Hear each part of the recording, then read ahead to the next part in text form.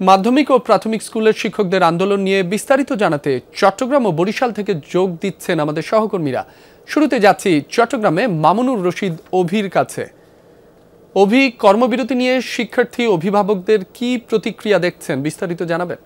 রাবি, আমরা সকাল থেকেই মাধ্যমিকের চট্টগ্রাম মহানগরীতে যে কয়টি স্কুল রয়েছে সেই স্কুলগুলোর শিক্ষকদের সাথে আমরা কথা বলেছি এবং যারা অভিভাবক রয়েছেন তাদের সাথে আমরা কথা বলেছি। তারা আসলে তাদের যে কর্মবিরতি শিক্ষকদের, এটি নিয়ে তারা অনেকটা ক্ষোভ প্রকাশ করলেন। তারা বলছেন যে এখন যে বার্ষিক পরীক্ষা চলছে সেই সময়টাতে এই ধরনের কর্মবিরতি শিক্ষার্থীদের জন্য অনেক সমস্যার সম্মুখীন হতে পারে। তবে আমরা দেখেছি প্রাথমিক বিদ্যালয়ের একাংশের কিছু কিছু স্কুলে কর্মবিরতি পালন করলেও অধিকাংশ স্কুলগুলোতে কিন্তু বার্ষিক পরীক্ষা চলছে দেখতে পাচ্ছেন। আজ সকাল থেকে অর্থাৎ 1 ডিসেম্বর থেকেই এই বার্ষিক পরীক্ষা চলমান রয়েছে। বিভিন্ন স্কুলে আমরা ঘুরেছি, সেই সব স্কুলগুলোতে কিন্তু শিক্ষার্থীরা পরীক্ষা দিচ্ছেন। তবে মাধ্যমিকের শিক্ষকদের চারটি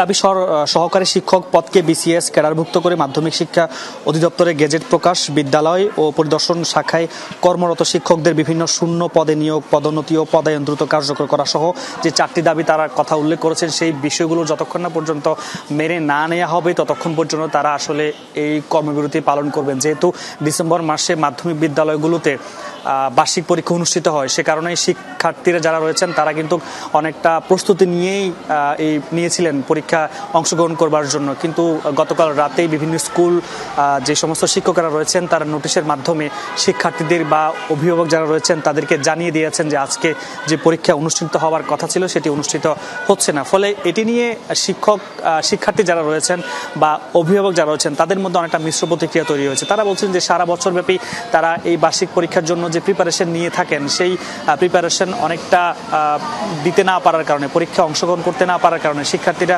বিভিন্ন সমস্যার সম্মুখীন হতে পারে। এবং শিক্ষকরাও বলছিলেন যে তারা তাদের যে দাবিগুলো উত্থাপন করেছেন সেই দাবিগুলো যেন অতি দ্রুত সময়ের মধ্যে বাস্তবায়ন করা হয়। ফলে তারা সেক্ষেত্রে আবারও শিক্ষার্থীদের যে পরীক্ষা নেওয়ার কথা সেটি তারা আবারও শুরু করবেন। সবকিছু মিলিয়ে বলা যায় চট্টগ্রামে যে মাধ্যমিক বিদ্যালয়গুলো রয়েছে সেখানকার পরিস্থিতি কিন্তু পরীক্ষা হচ্ছে না এবং প্রাথমিকের একাংশ পরীক্ষা চলছে, তবে একাংশ স্কুলে সেখানে কিন্তু কর্মবিরতি পালন করা হচ্ছে শিক্ষকদের পক্ষ থেকে। অভি, আপনাকে ধন্যবাদ। আপনি জানাচ্ছিলেন চট্টগ্রামে শিক্ষকদের কর্মবিরতির খবর। আমরা একটু বরিশালে যেতে চাই, সেখানে প্রাথমিক বিদ্যালয়ের সহকারী শিক্ষকদের আন্দোলনের খবর জানাবেন সহকর্মী কাউসার হোসেন। কাউসার, শিক্ষার্থীদের জিম্মি করে দাবি আদায়ের বিষয়ে অভিভাবক ও শিক্ষকরা কি বলছেন, বিস্তারিত জানাবেন। রাব্বি, বরিশালে যে প্রাথমিক বিদ্যালয়গুলো রয়েছে সেখানে কোথাও পরীক্ষা হচ্ছে, কোথাও হচ্ছে না, বা কোথাও ক্লাস নিচ্ছে, কোথাও নিচ্ছে না। তবে আমি এই মুহূর্তে রয়েছি বরিশালের সরকারি বালিকা মাধ্যমিক বিদ্যালয় এবং এখানকার যারা শিক্ষকরা রয়েছেন তারা 4 দফা দাবিতে তাদের যে কর্মবিরতি সেটি শুরু করেছেন এবং এটি পূর্ব ঘোষিত তাদের কর্মসূচি। এবং তারা বলছেন যে সরকারি শিক্ষকরা যখন সহকারী শিক্ষক পদে নিয়োগ দেন এবং তাদের সেই চাকরির শুরুতেই তাদের যাতে নবম গ্রেড দেওয়া হয় এবং তারা 91 সালে যারা এখানে যোগ দিয়েছেন তারা এখন পর্যন্ত পদোন্নতি পাননি, পদায়ন হয়নি এবং তারা দাবি করছেন যে যেসব শূন্য পদ রয়েছে সেই শূন্য পদে পদোন্নতি এবং পদায়নের দাবি করছেন। এবং এছাড়া মোট 4টি দাবি রয়েছে। তাদের একটু শিক্ষকদের কাছ থেকেই জানতে চাই, একটু যদি সংক্ষেপে বলতেন যে আপনাদের যে 4 দফা দাবি রয়েছে একটু বলবেন। ধন্যবাদ। আমি মোহাম্মদ ফয়জুর রহমান, সিনিয়র শিক্ষক, বরিশাল সরকারি বালিকা উচ্চ বিদ্যালয়। আমাদের 4টি দফা আছে।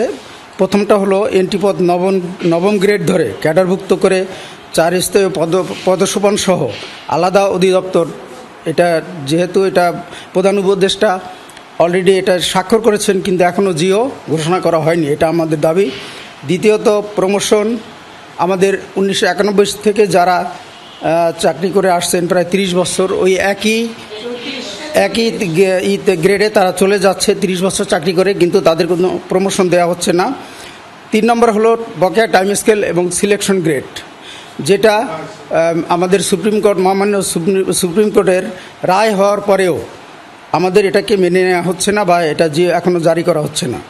4 নম্বরে হলো ইনক্রিমেন্ট, এবং আমাদের ইনক্রিমেন্টগুলো হচ্ছে না। ইনক্রিমেন্ট আমরা দাবি করছি এটা যত তাড়াতাড়ি সম্ভব যেন এগুলো মেনে নেওয়া হয়। ধন্যবাদ। শিক্ষকদের পক্ষ থেকে যেমনটা জানানো হয়েছে যে তাদের যে এই 4 দফা দাবি যৌক্তিক দাবি, এবং এই 4 দফা দাবি যতদিন তাদের মেনে না হবে তারা আসলে দীর্ঘমেয়াদী আন্দোলনে যেতে পারেন। রব্বি। কাউসার, আপনাকে ধন্যবাদ।